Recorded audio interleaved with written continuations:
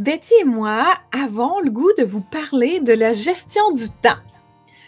Parce qu'on considère que c'est un enjeu important, parce qu'on se laisse souvent prendre par le tourbillon de toutes les tâches, tous les événements qui se présentent à nous, puis à un moment donné, on s'entend dire « Ah non, j'ai pas le temps, je peux pas faire ça, j'ai pas le temps. » Ou « Je peux pas faire mon yoga, j'ai pas le temps.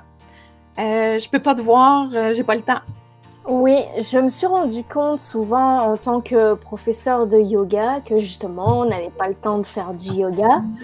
Mais encore plus ces derniers temps où on est beaucoup en télétravail et il y a une espèce de frontière que l'on n'a plus entre le personnel et le travail, justement.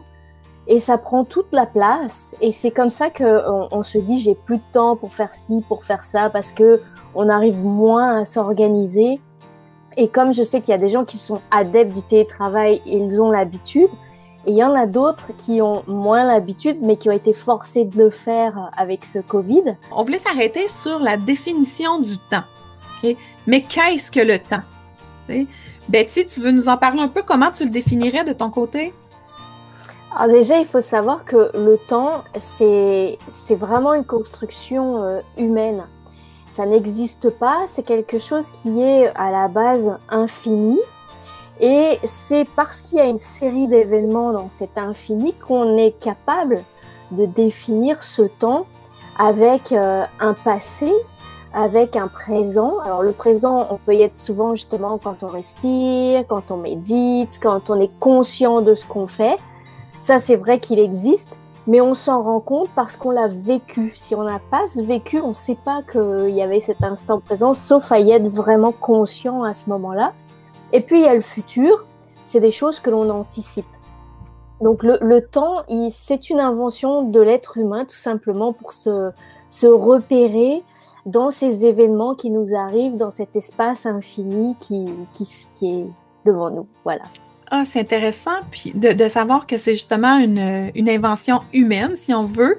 Puis c'est une invention qui a été basée sur les cycles soleil-lune, tu sais, jour-nuit, en fait. Donc, c'est sur cette base-là que le temps a été découpé, puis qu'aujourd'hui, on s'y retrouve de cette façon-là. Mais comme tu le dis, le seul instant où on peut vraiment être, c'est l'instant présent. Parce que quand on est dans le passé, donc on est dans notre tête, on est en train de réfléchir à ce qu'on a déjà vécu, mais notre corps, lui, est dans le moment présent. Donc, c'est l'esprit qui va dans le passé. Même chose quand on est dans le futur. C'est l'esprit qui va dans le futur. Ce n'est pas mon corps. Mon corps, lui, est toujours dans l'instant présent.